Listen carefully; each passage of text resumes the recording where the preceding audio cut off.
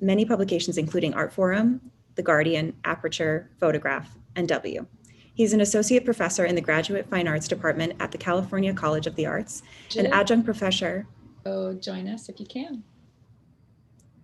At Mills College. Everything okay? He's curated exhibitions for the DeYoung, the Asian Art Museum, Mills College Art Museum, the San Jose Museum of Art, the Walter and McBean Galleries at the San Francisco Art Institute, and Minnesota Street Project, as well as Fuse Space, just to name a few. He currently lives in Oakland. Glen will be speaking with 5 panelists today. The first is Claudia Altman-Siegel, founder of Altman-Siegel Gallery. Claudia founded Altman-Siegel in 2009 to exhibit contemporary paintings and other work by emerging cutting-edge artists. Next will be Aimee Friberg, owner of Cult Exhibitions. Aimee founded Cult in 2013, also spotlighting contemporary artists. And in addition, Aimee curates Fuse Space, a gallery within the office of designer Yves Bahar's Fuse projects. Next will be Kelly Huang, founder of KCH Advisory, an art advising firm dedicated to working with private clients to build meaningful collections. And then Karen Jenkins Johnson, founder of Jenkins Johnson Gallery. Karen founded her gallery in 1996 and is an advisor to the Museum of the African Diaspora in San Francisco. Lastly will be Jessica Silverman, founder of Jessica Silverman Gallery. Jessica's eponymous gallery was founded in 2008 and will be opening a brand new space in Chinatown this year. Glen will speak with each of the panelists individually for about 8 to 10 minutes, followed by a short Q&A session with all the participants. So please feel free to add questions in the Q&A box throughout the duration of the talks. Without further ado, here's Glen. Thanks, Daphne. And thanks to 8 Bridges for inviting me to do this. I want to say it's really kind of a wonderful thing being in this strange moment that we're in and not having a fair happening. And this is a way for us to really kind of think about the riches that we have here in terms of the arts. Also just in terms of, doing a little pre-conversations with everybody, it's really made me realize what kind of wonderful and dedicated art people we have in this city. Everybody that we're talking to today really has demonstrated such commitment to the arts here. So I just want to sort of give a preamble with that. And also to just say that I'm really interested in having this be a conversation that's really forward thinking. I think we're in such a moment of remaking that's pretty exciting. So we're going to start with Claudia.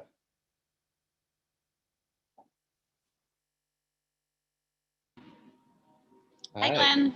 Good to see you, and good to see the art in the background. Is it a Chris Johansson? Chris Johansson, yeah. Good. I love. And looking at some of the background material on you,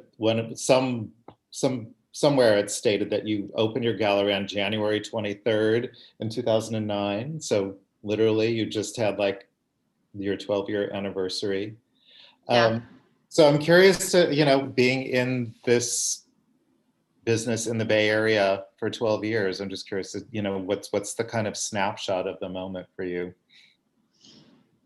San Francisco's changed a lot in the time that I was here, which of course everyone has been talking a lot about how crazy San Francisco was getting, and being on the ground in a way I didn't really see it. And then I remember walking by SF MoMA and looking up at all the buildings, and they all had like something.com signs on the outside of them. And I was like, whoa, like this is different than when I first got here. So I think that there's been also sort of a generational shift since I started the gallery too. Like, as you can see from 8 Bridges, there's a new group of dealers who have really, grown up in San Francisco to a certain extent and have put like significant time into the art world here. So I feel really proud to be part of that group. And I think parallel to that, there's a new group of collectors who live here, who are curious about art, who don't have the same kind of access that someone in New York or LA might have to galleries. And a big part of our job is trying to be accessible to these people and create a rich cultural scene here. And so that's what we're working really hard to do. Mm-hmm. Yeah, I guess also I'm just curious if you could describe what your program is and, the kind of feel for what you look for How do you describe what you're doing there? Well, I think all the artists that I work with, I think I want everyone to be reporting from a specific place, and I want everything. So initially I want to look at the work and say like, wow, that looks really good. Like whatever it is, it doesn't have to be like clean and perfect. It just has to maybe earn its right to exist. When you look at it, it's like an object that lives on its own. And then beyond that, I want it to have a really strong story.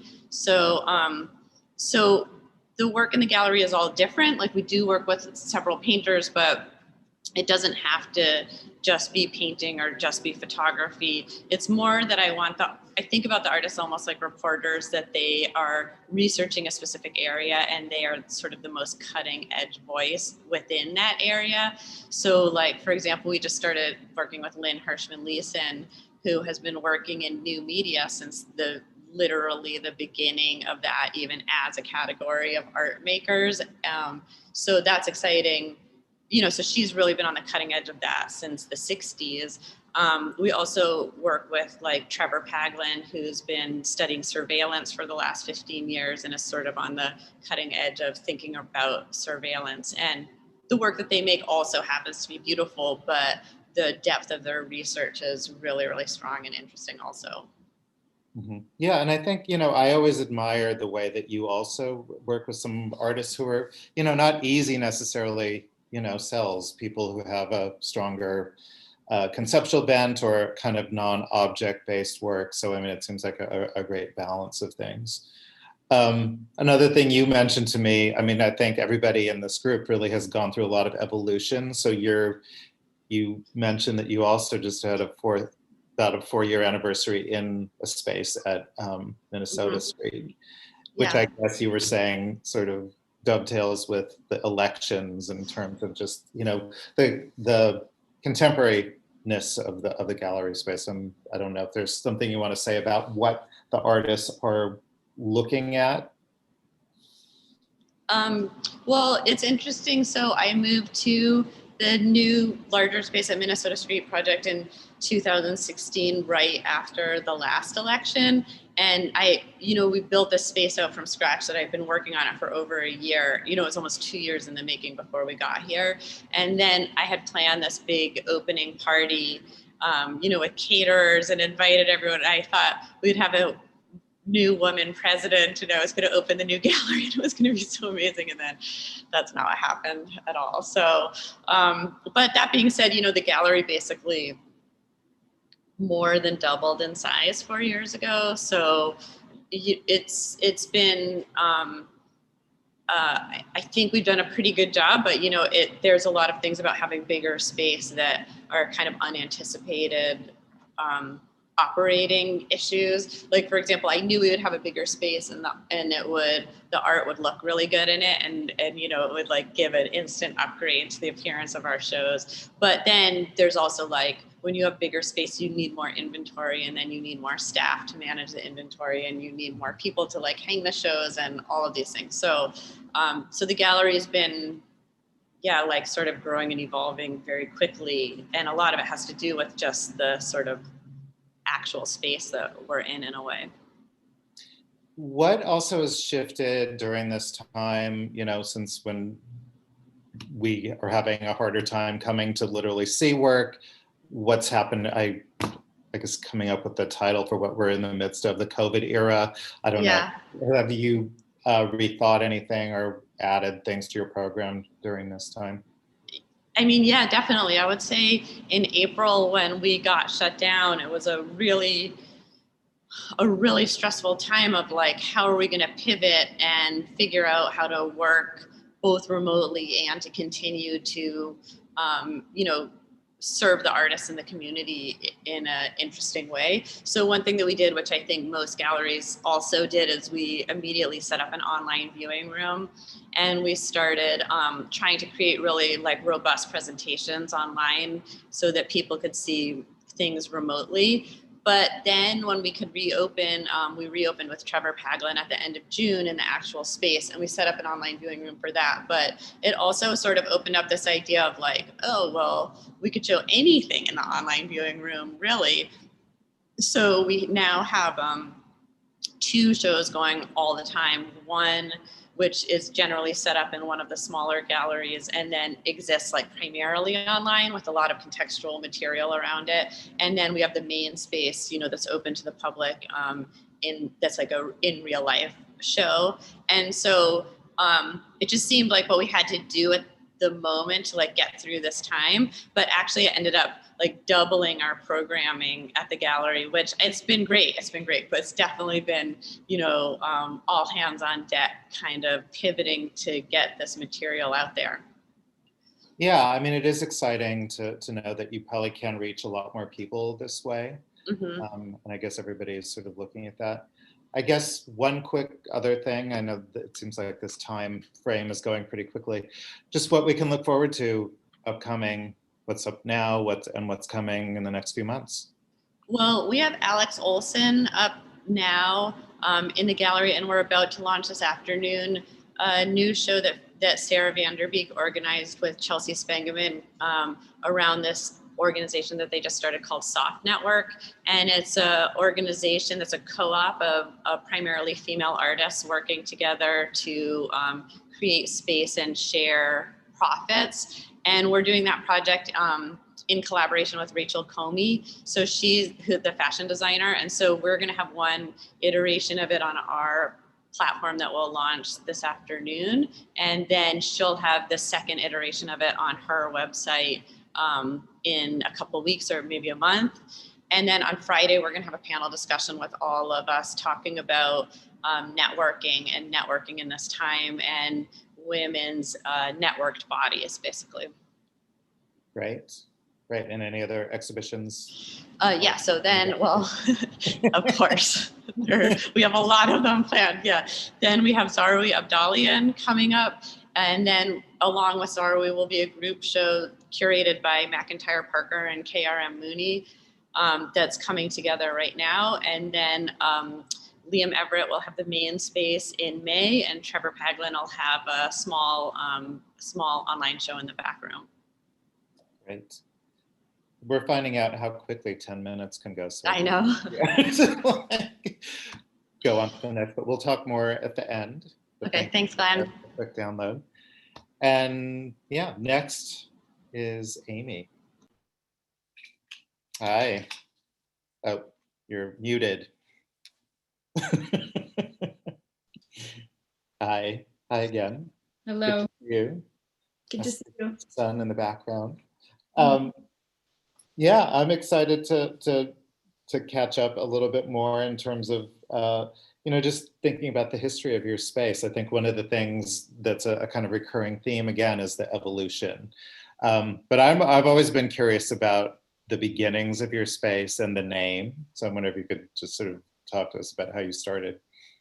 Sure, and just first of all, I want to say thank you to my colleagues here and everyone who's been putting in so much work for 8bridges. I think this platform has a lot of potential, and it's really nice to just be collaborating more and to be in discussion more with colleagues here. And each of you, I have so much respect for your program. So, and thank you, Glen and Daphne, for introducing and using this platform too.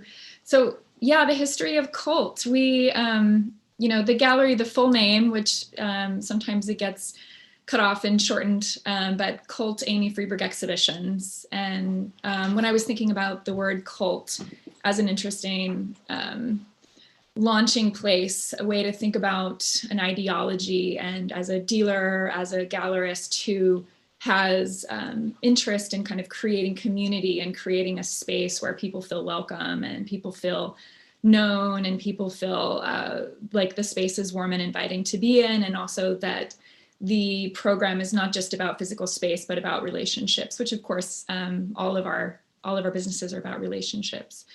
But so that idea, thinking of cult, thinking of that as a kind of a root word for culture and cultivate, but also, this kind of moment of specifically to being in San Francisco, where there was so much cult activity. I think it was kind of a fun kind of button pusher. But I went and got Paula Englam's blessing before I opened in 2013, and she really encouraged me to add my name to the name as well. So she's like, cult is great, and you also need your name, honey. So bless Paula Englam and her legacy, and she's really the one responsible for my very long name, which everyone has a hard time with. So tell me what attracts you to certain artists. I mean, one of the things that I appreciate is there's many of them that I know personally and love. So, but I'm curious about how you kind of start working with artists. I would say from the beginning, it started really organically, very much about existing relationships and people's work who I appreciated, admired, who I didn't see had a wide sort of platform for their work. And a lot of the, impetus to start the gallery was really looking for opportunity in the market, really as someone who has a background in making art and in performance art and in curating. I really wanted to signal blast some, especially a lot of women artists, younger women artists, especially at the time when I started, who I thought were just making such incredibly smart work about the moment that we were in, and a lot of nuanced work, maybe that was a little harder traditionally to sell, like someone like Rhonda Holberton, who really has a breadth and depth of research in her practice and investigations. And so, it's been a chance to really get to know. I mean, I feel like those relationships, again, while they've come quite naturally from the beginning, in the last few years, the more that we've been involved internationally doing collaborations and projects with, dealers and colleagues and artists around the world, especially the deep relationship we have in Mexico. We have a lot of community there, in New York, of course, and in different communities like Argentina and Sweden. They have been organic relationships, but they've also been, I guess, really intentional, thinking about what I want to see the market do and where I want to see people get attention who maybe haven't had the largest eyes on them so far. Mm-hmm, mm-hmm. Yeah, and I know you do a lot of fairs, which I think also I appreciate the way that you very much kind of, I don't know whether this is a weird thing to say, but that there's a California aesthetic to a lot of the artists you have, and even the space itself has a very relaxed, carriage house patio kind of feel to it, and bringing that aesthetic to many places, which I think is exciting. At the same time, you mentioned, advocating for women artists. I know that there is a degree of, art activism, and I wonder if you could talk a bit about that in terms of how you're kind of moving forward with things, the artists that you're showing. Yeah, I mean, certainly this last year has created an opportunity to, one, I think in the pandemic, as we slowed down and as we, took time to have more thoughtfulness and accountability and look at, personally, like looking at where I could do even better in relationship to BIPOC artists and to colleagues and younger dealers coming up. I feel like there was an opportunity, one that I was quite, we ended up just activating through like several fundraisers, supporting 100% of the sales, like going to Black-led organizations, and through that kind of like motion of using the time to investigate in the things that are really important to me. It also kind of, I feel like, infused overall just the energy that we had to take into this new transition. Mm-hmm. One thing I also find interesting is that you have a background in arts education, working at SF MoMA. I'm curious in terms of how you think about integrating talks and events and hangouts, you know, having your space be someplace that is very comfortable. What's your approach? Yeah, the approach is to really create a space where people feel comfortable and where people feel inspired and people feel encouraged to participate and be a part of the conversation. So that's, you know, in previous times, that's meant really gathering people for dinners, for talks, for conversations with people from the community, and also bringing in writers and thinkers and activists and other people from outside of the community to be in dialogue with. I really look forward to the day that we can do dinners again and gather in person and do, you know, and also activate the space through artist conversations and performance. I know you also have some things cooking right now, and I know you're really excited about a new project by Masako Mikki. I wonder if you want to talk about that. Sure, absolutely. Well, Masako Mikki is certainly an artist very dear to my heart and someone that through the iterations of my career, we've been working together since 2009. So before I had opened the gallery, when I had a project space in Berkeley, I gave her first gallery 2-person exhibition. And then she became a dear friend, and we've just worked together on her career. And it's been really incredible to see the build of support for her work and the enthusiasm around the concepts which she's exploring. So Masako's work is in the last several years has been around the ideology, kind of pulling from the Shinto tradition of these yokai or shapeshifters, which are the spirit world of the Shinto world, which we see in popular culture in Japan. And really taking that as an opportunity to think about new mythologies that can be created. So space for gender fluidity, for multiculturalism.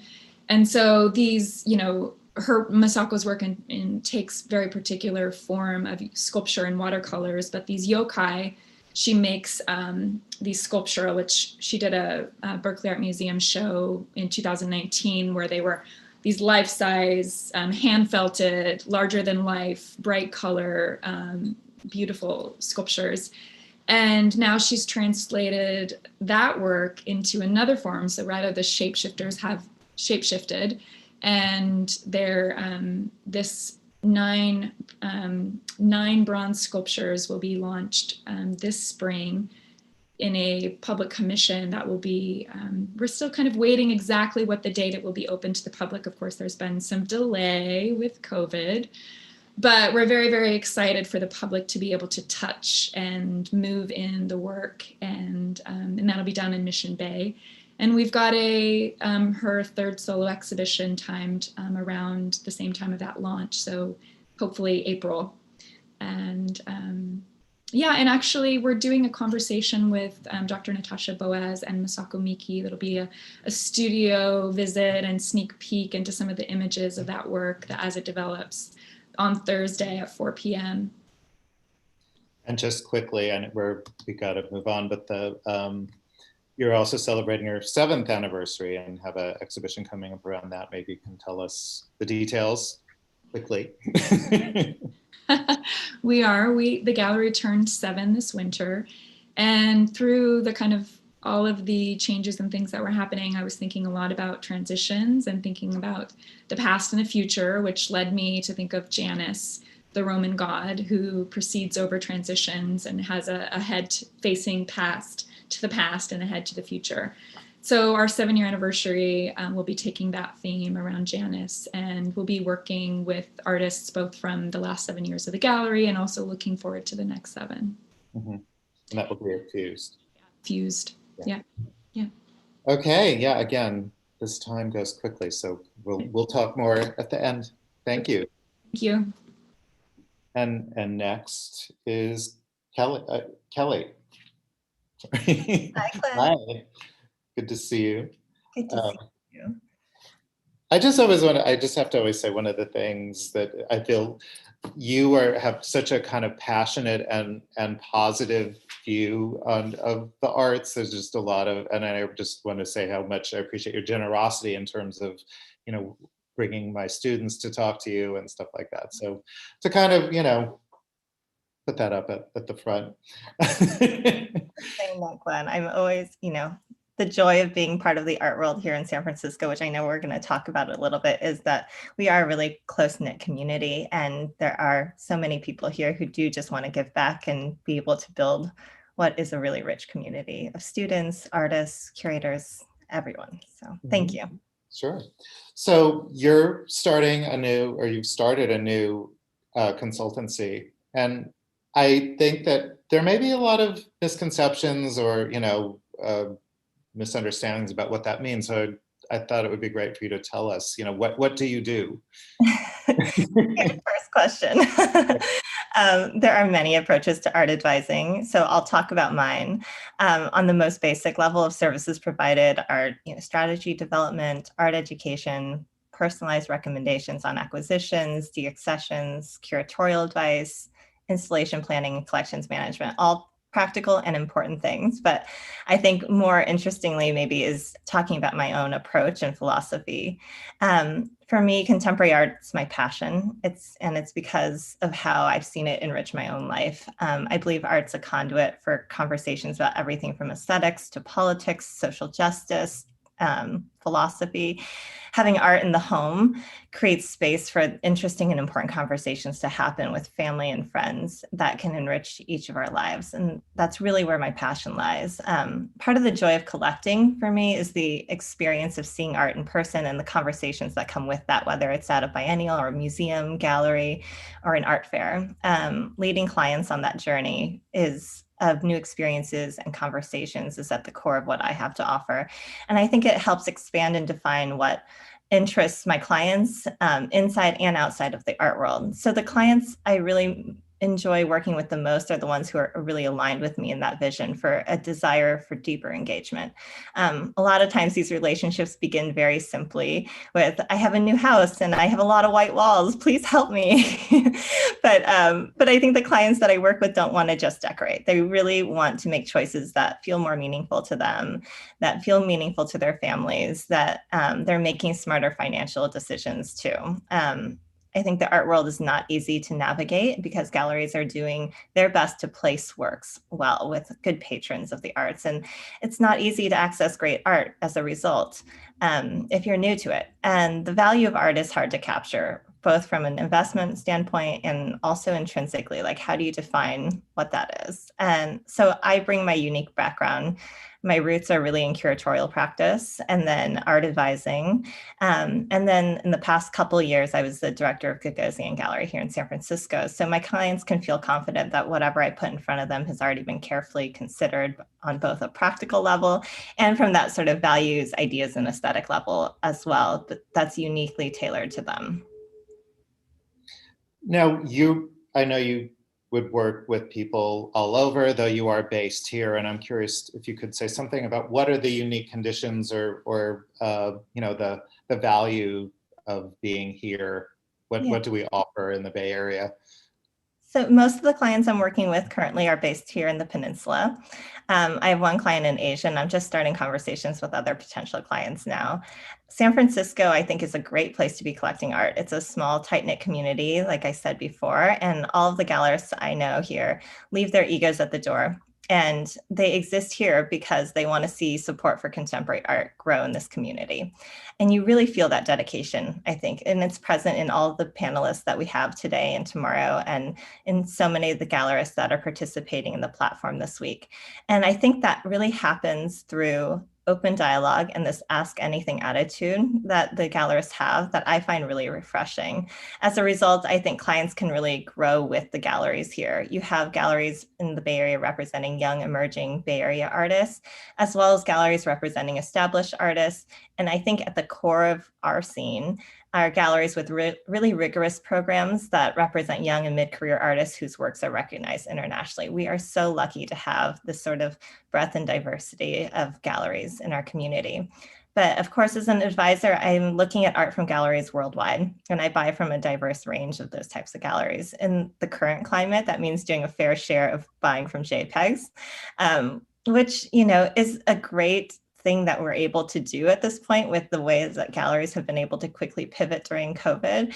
But there is no replacing seeing art in person. And so I'm always trying to find ways to allow that to happen, even still, whether it's, when the museums are open for a few minutes, a few days, we can like take clients there and go look at art in person. So at least you have these visual references. You really understand the artist that you're looking at, what those surfaces might look like. And that becomes that sort of knowledge base that you can draw from as you're considering things for your own collections. Planning days of looking at art locally has been such a treasure during this time. And there is so much to see from, Palo Alto, San Jose, San Francisco, and Berkeley. And I think that, galleries outside of the region are really eager to sell art to clients here because they see artists see the Bay Area as this hub of innovation and ideas. And it's challenging sometimes not to have the same opportunities to see such a great volume of art in person like you do in New York or LA. But I do think it's really important for us to recognize, and especially for me and other art advisors in the city, to recognize that if we're not buying locally and supporting the amazing galleries that already exist in our ecosystem here, that it won't inspire more galleries to open and won't inspire more artists to be part of this community. So you're also bringing up aspects of the current moment, and I know that there are other things that are attached to that in terms of the rethinking of the art world and the shakeup of boards. I'm curious to get some thoughts about that, and also just how advocacy can kind of have an effect on how things are shifting in 30 seconds or less. Thanks for asking the question. I think there's a recognition now that the art in our institutions and art that's part of the art historical canon has largely been white and Eurocentric, and recognition is just the beginning. The challenge is doing the work of facing our own biases, learning to look at art through multiple cultural lenses and redefining those metrics by which we judge what is good or bad art. I think bringing more diverse voices to the table at institutions, practicing more empathy, creating space for different ideas, and actually placing value on different perspectives and experiences are the most important things that we can do as people in this art world. And I want to use my current position and privilege to create more opportunities, especially on a personal level, for Asian Americans to be represented and actively engaged in the art world, whether it's as collectors, dealers, artists, curators, or advisors. You can't be what you can't see. I really believe that. And if we aren't advocating for ourselves, I don't know who will. So I have a few initiatives in the works that I'm hoping to announce soon. I consider this sort of my mission too of KCH Advisory, but more importantly, it's work that I've been doing my whole life in terms of Asian American activism and representation. And just yesterday, Stanford announced their Asian American Art Initiative, and I think that is just the best first big step we need to take. So there will be more soon. Great. So you feeling hopeful for this year? Anything you're looking forward to exhibition-wise? Yeah, it's so great to hear from the other panelists and gallerists about their programs this year. I think there's always a lot to see. I'm waiting for the days when the museums reopen so that I can go and visit and be in those spaces that I miss so much. There's a lot to look forward to. Great.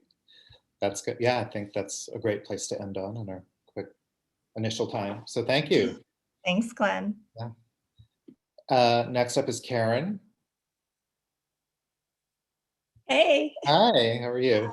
I'm good, thank you. Good to Thanks see for you. being here this morning. Yeah.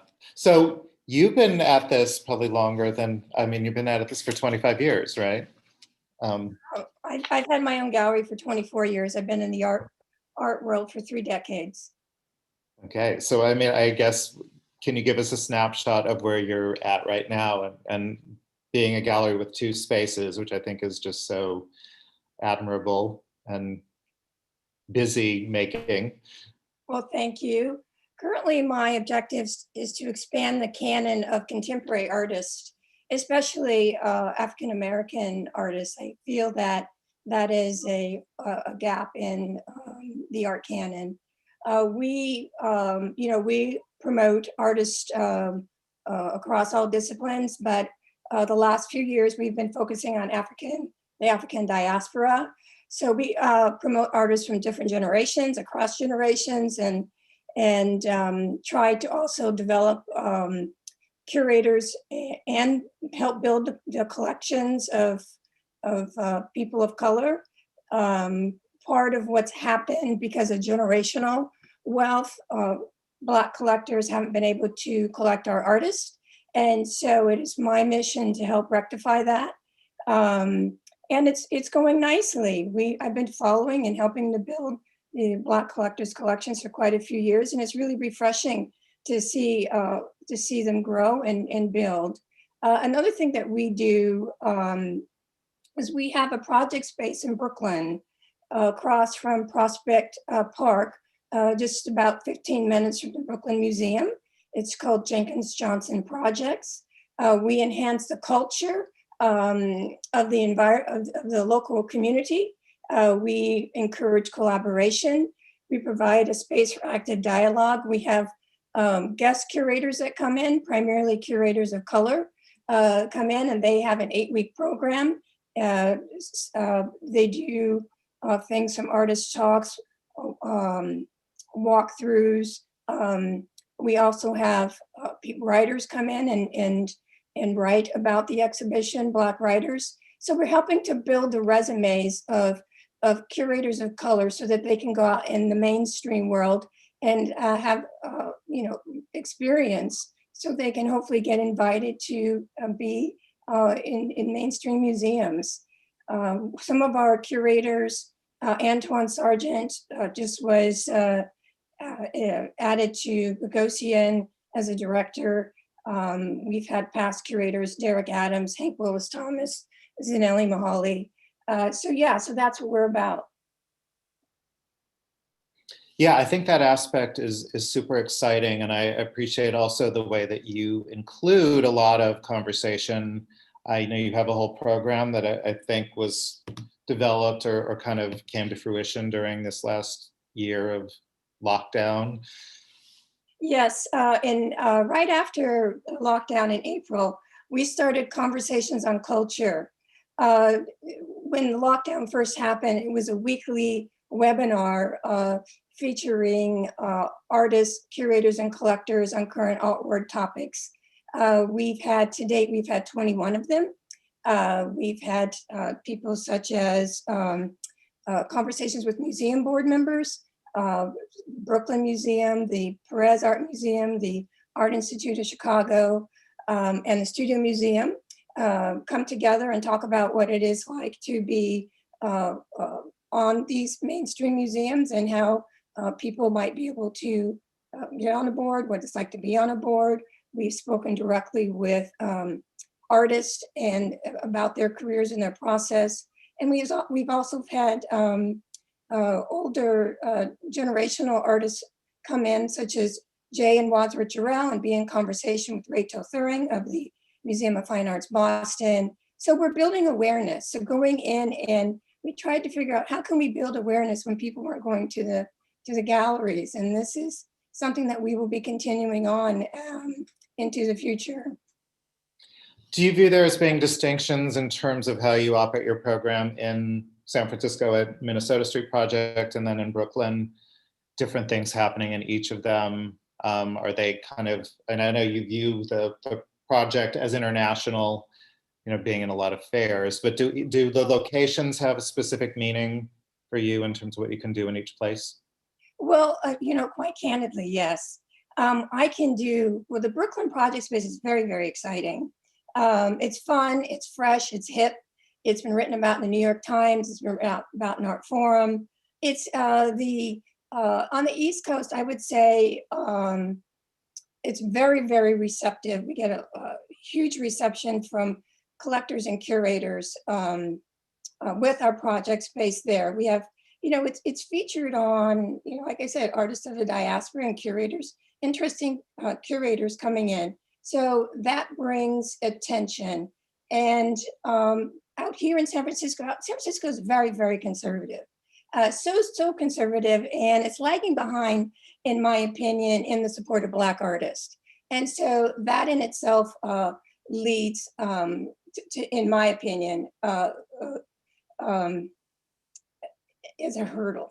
It's a hurdle, and a woman of color doing that it's interesting here in San Francisco. Mm-hmm. So you find it's smoother in New York? Well, you know, it's also, New York is also the hub of the art world. And that's where people look to see what's happening, and the excitement is there. Yes. I also am curious, I appreciate what you were talking about in terms of cultivating a different collector base and sort of knowing that collectors of color often have very different conditions. Do you see things shifting this year? Are you like, feeling hopeful, or have other things planned in regards to that cultivation effort? Well, you always have to be hopeful, right? Without hope, what do you have? Yeah, right. I am hopeful, and of course, in the last week, we had such a wonderful inauguration of Joe Biden. And so the previous administration, in my opinion, was very divisive to people that didn't look like the person in the office. So I'm very hopeful that we can get back to business as usual with supporting people from all cultures. And as such, our program is supported with collectors as well. So going forward, I see nothing but growth, nothing but acceptance, positivity, energy, excitement. Museums are interested across the country and internationally about artists of color. I think this is younger artists of color have not had to encounter the barriers that, say, the Jarrells had or Ming Smith had. Ming Smith was the first Black female photographer collected by the Museum of Modern Art in 1975, but not until decades later, did they include her in a major exhibition. So while she broke that barrier, she was held back. And I think that these young artists are so blessed not to have to go through that. And just quickly, with our last couple of minutes, can you tell us a bit about the show that's upcoming, that's about to start in the New York space? Yes, the upcoming show in our project space, De Lo Mio, is curated by Tiffany Alfonseca, who is a Latinx artist. She and I wanted to get together and put together some kind of project. And she said, Karen, I really would like to put together a show with young Dominican female representational painters. So there's 6 of them, and it opens February 13th and goes until March 27th.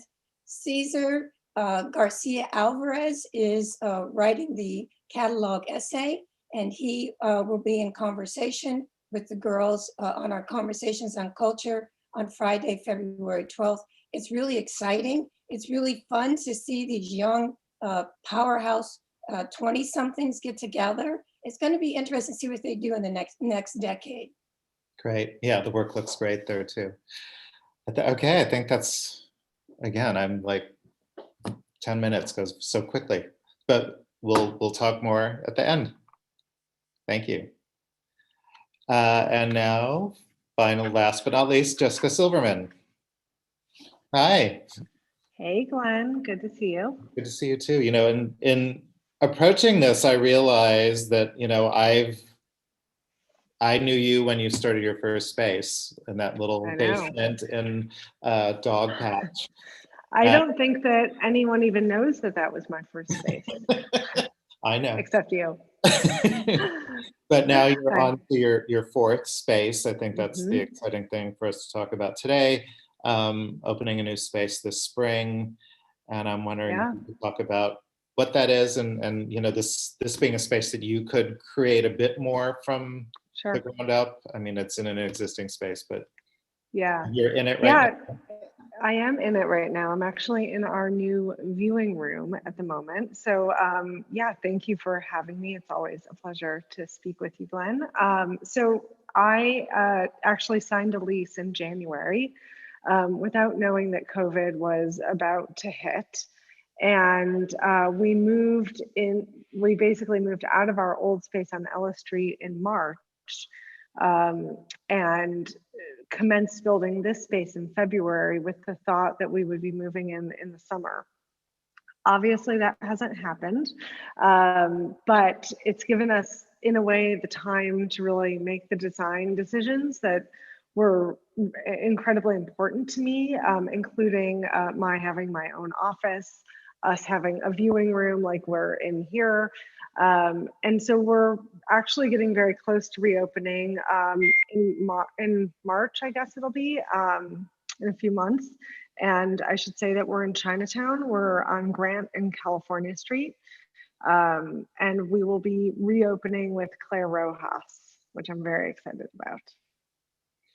So you also have added a few artists, and in this year, which I think we were talking a bit about how it's been an interesting time to rethink, and you've been able to make all these things happen during that time. What's new in terms of the mix of artists that you are working with? Yeah, I think when we caught up the other day, it actually made me think about the way we started building the program early on, which was really with the intention of bringing international artists to the Bay Area. At the time, I think the art scene, 13 years ago, 12 years ago, felt very local. And so my thought was to bring some of the European artists that I had gotten to know while traveling and doing my master's degree. And now, in the past few years, as some of our Bay Area artists have actually moved away from the Bay, I sort of looked at the program and thought that it would be nice to think about, and I don't like to say local in a way, because it's sort of like they live here, but they're still, to me, international artists. But this gave us really the time to sort of close the loops on a lot of conversations that we were already having. So for instance, Claire Rojas, Catherine Wagner, and Sadie Barnett. So 3 additions to the roster that have, I think, been tremendously exciting for us, and I hope for the artists and for our collectors and curators. They will all have shows with us in the next 2 years. And because we are here right now in San Francisco and not traveling, it's just made those decisions a little bit easier, because it's like having blinders on right now. I'm doing Zoom studio visits with artists in Asia and New York and Europe, but it just makes it a little bit easier that they happen to be here right now, and they're all tremendously important additions to the roster. And they will all be included. I should say our second show after Claire Rojas will be a big group show of the program, and they will all have new work for that show in May. Great.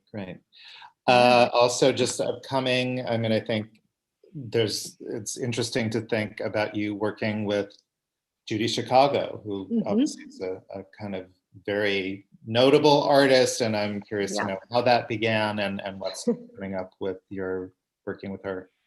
Yeah, and I like that we're just focusing on the women of the program. So, and actually I should add that we added Andrea Bowers to the roster also during COVID, which was exciting. Very exciting. Yeah, and so Judy, we've worked with Judy, been lucky to work with her going on 5 years. Seems kind of like a lifetime because she's so busy and so much has happened in those 5 years. But the way that I met Judy is kind of fun. So my sister is a lawyer, former lawyer, now working at UTA in the arts division. And that division was really looking at representing artists at a certain point. They're not doing that in the traditional way. They're doing it in a way that kind of interacts with artist careers alongside public commissions and sort of collaborations with brands. So my sister called me, she didn't go to art school. Like I said, she's a lawyer. And she said, "Oh, do you know Judy Chicago? Have you heard of her?" And I said, of course. I studied her, a bunch. She's amazing. She's really important. She said, "Well, UTA is sending me to Belen, New Mexico to go meet her. Do you think you want to come?" she's going to need a dealer. And I was like, absolutely, count me in. I've never been to New Mexico. I think Judy's amazing. So my sister and I went, and it was kind of just like a love fest. I mean, Judy, Judy's Judaism, like being Jewish is really important to her. And these girls, just these sisters kind of walked in, and she was just like really smitten with us. And I just immediately had like a very good relationship with her, and she was very trusting of, oh, and see, new gallery, we're saving electricity here. Coming back. Yeah. So yeah, that's how we met Judy, and she'll have a show with us in August, and it'll be on at the same time as Claudia Schmuckley's basically first big survey of Judy's career in the U.S. Happening in the Bay Area in August, which is just phenomenal. So please keep an eye out for that.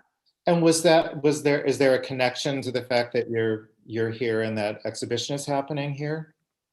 I mean, I'd like to think so. I think Tom can't, well, it actually started when Max was here, and he came and he saw the show we had of Judy's called Pussies back in 2016. Claudia then came and saw the show, and Claudia kind of like stayed with that. And then when Tom took over the position, he came to look at, Tom Campbell's background is actually in tapestries and textiles. And so Judy's The Birth Project, which he made in the 70s and 80s, is really deeply involved in that technique and form. And so Tom and I started kind of talking about her textile work with the Birth Project. And so having like both the director and the curator kind of like engaged with the practice, I think made it a happy marriage for that exhibition to come into place. And Judy had the dinner party was first shown in the Bay Area, actually at the old SF MoMA. So it makes a lot of sense. Mm-hmm. Mm-hmm. And just quickly with our last couple of minutes, Yeah. in terms of any other kind of things that have emerged over the COVID shelters in place, whatever you want to call it, any additional things happening? How viewing rooms been working for you? Yeah, I mean, I think I mentioned this to you. I mean, I happen to be married to a writer, so semantics are important in our family. And so we don't call them viewing rooms per se, because it's not actually a room, but we have added more, like Claudia said early on, more online programming. So the things that have really been different for us in terms of how we add our shows online is that we're trying to do programming around them. So an artist and a curator talk, we've done quite a few of those, I think probably 15 or 20 so far over the course of COVID. We've also done an online exhibition that's like really just online with Hayal Pazanti called Shapes of Our Times. And now that we have the viewing room, our online shows can also take place in person. But there was a time actually when that couldn't happen early on in COVID. And I was really lucky to have a colleague who happens to be like a digital maestro, and he would make the online viewing room shows look like they were in person, so much so that people would like text me to make appointments to come to the gallery. So I should say that I'm really happy to actually have a space to see art, because as much as the digital realm has brought forth a lot of really exciting things, and I think things that will sort of stay with us as we move out of COVID or into the next phase of COVID, like 8 Bridges, this platform came out of this moment. I think there's still nothing that takes the place of our bodies in relationship to art, standing in front of them. And, I look forward to the moment we get to do that again. Great. Okay. We're at time for that. So I think we have 10 minutes literally to Will everyone come back? Yeah, so everybody, let's see everybody together. Hopefully we can have a very quick group conversation. Let's see what we've got here. Can I say something, Glenn? Sure, sure. Yes. One of the things I wanted to say, and as a Black gallerist here in the Bay Area, you know, one of the observations that I have had is that my program has gotten better response outside of the Bay Area, whether it's museum institutions or collectors or writers, and that's rather disappointing and frustrating. But I believe that to bring meaningful change here in the Bay Area, that we need change in leadership at the top. I think that museums and other cultural organizations need to bring in independent outsiders to help them evaluate and change their culture. One of the things that's being done nationally is a Black Trustees Alliance for Museums has been established, and that's Black trustees join forces to make institutions more diverse. And I think that hushing and quietness here in the Bay Area really needs to come to the surface. And I think the board members really need to look at, the board members at institutions really need to look at their climate and their culture and bring in outsiders, and let's change it. Because without that, the hope I talked about gets a little bit dim here going forward with museums. Mm-hmm. Okay, I'm looking at a couple of questions here. I guess one that might be everybody can respond to. Stephanie Breitbart asks, how do you see the role of art fairs changing due to COVID and in the coming years? Will they still be as important? And have virtual fairs been as fruitful for you? I don't know if anybody wants to take that one.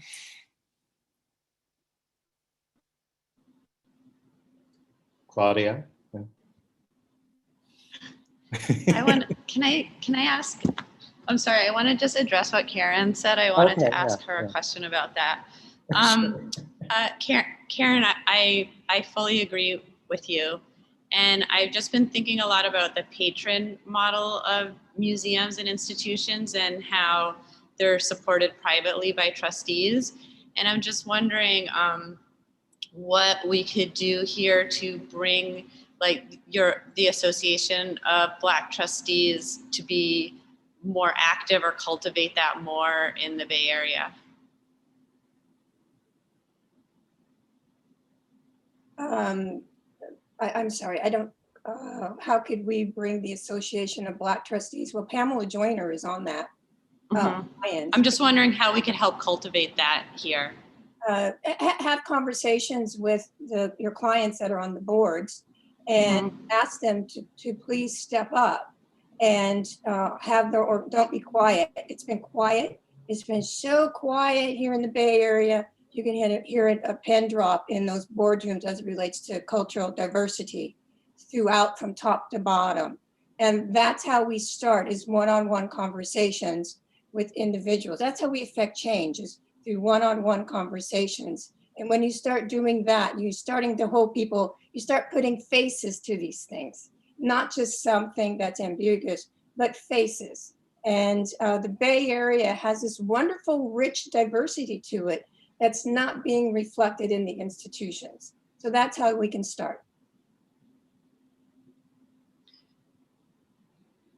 Glenn, I'm happy to talk about art fairs if you want. I don't know. Thank you, Karen. Like, there's not a lot of time. Yeah. We need to have a whole conversation about that. I know. I think that needs to be another panel. It's important. So yeah, I mean, art fairs are changing. It remains to be seen which ones exist when we come out of this in person. They're all moving swiftly to kind of try to do things online. You know, I think a few of us here have all participated in online art fairs. I would say the best part of them for me is just, you know, it's a reason to have material. you know, it's still a place where we can, as dealers, sort of curate great examples from our program. It just means that it's online. And I think art fairs are still figuring out how to bring like museum groups to art fairs in the digital space. And, you know, I think that they will be changing as we move forward, maybe getting smaller and more local, perhaps. Yeah, I mean, I also would, I guess I would wonder whether, you know, to kind of connect that to the previous topic we were talking about. I mean, is that similarly a situation in terms of representation in art fairs, or does that offer us other possibilities? I mean, it's a kind of institution, a commercial institution. I don't know if anybody has thoughts about that. I mean, I have one thought about that, which is that that I've noticed that since, I mean, this is sort of just an observation, but since Art Basel has been doing the show in Hong Kong, there are like way more Asian collectors who come now to Basel in Switzerland and Miami Beach. And so just like opening up this fair in another part of the world, like really brought that whole part of the world into this dialogue in a like, you know, it's been several years now, and it's pretty apparent. I think all of us have many Asian collectors who come directly from the fair opening in Hong Kong. So I think that these things, you know, really have the ability to broaden the dialogue in a certain way. Yeah, I like that. I think that so much of this work has to do with how to build communities and communities of support, you know, and I think it's from organizing on the ground level with people who are in the industry coming together to support each other, to supporting collectors, supporting artists. And all of that has to come into play with the institutions, because the institutions are really what reflects culture, right? Like that's traditionally the setup, is museums reflect culture. And I think that there needs to be the recognition that there's a lot of histories and a lot of communities that are not represented there. So how do we advocate for ourselves to be part of that conversation and part of that cultural record?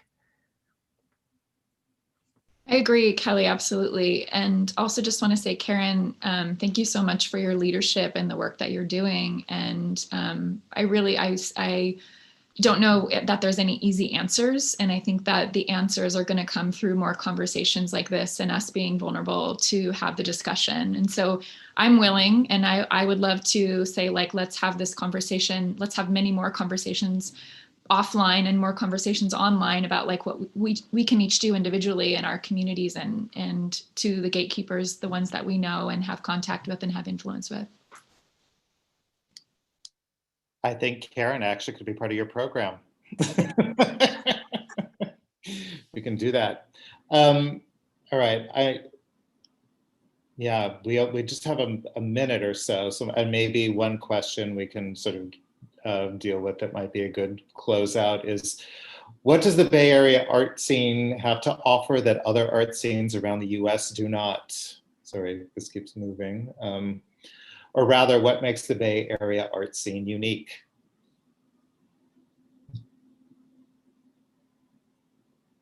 All of us? Yeah.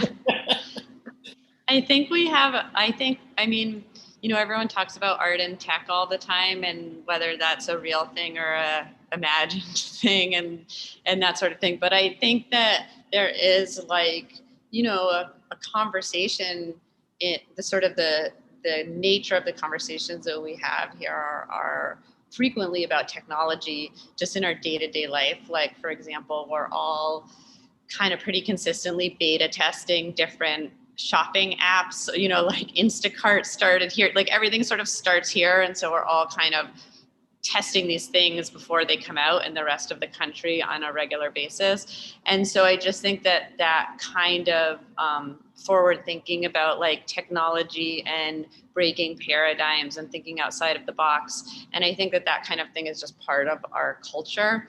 I think on one hand, there is a certain part of San Francisco which is really conservative, but I also think there's another part of it which is very forward thinking, and being close to all of that kind of thought. I think it lends our view on these kinds of things a little bit differently.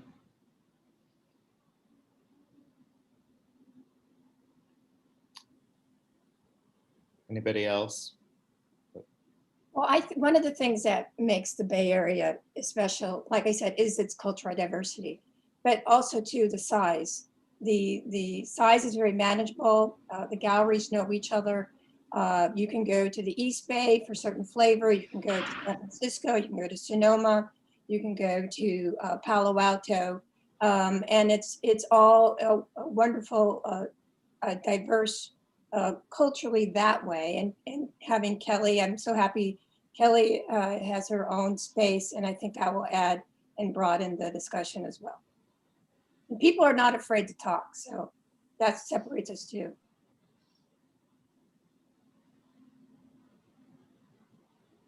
Well, I'm sorry to be coming back in. I just want to thank all of you. I know we have promised that we keep this on time, so I'm so overwhelmed, I have to say. It's really meaningful to gather together, and I really miss seeing you all in person, but I hope for everyone who attended, I just want to give a huge thanks to everyone, all of Glen and the whole host of panelists. You were terrific, so thank you. And if you all have time, we'll be doing this again tomorrow at 11. Our panel will be hosted by Schell Dickens of the San Jose Art Museum, and so it would really mean a lot to see you all again. Thank you very much, and be sure to check out 8 Bridges and the list of events that are happening, and we look forward to seeing you in person for the next round. Thank you, and take care. Thanks, everyone. Thanks, everybody. Thank you. Thank you, everybody. Great to see you. Thank you.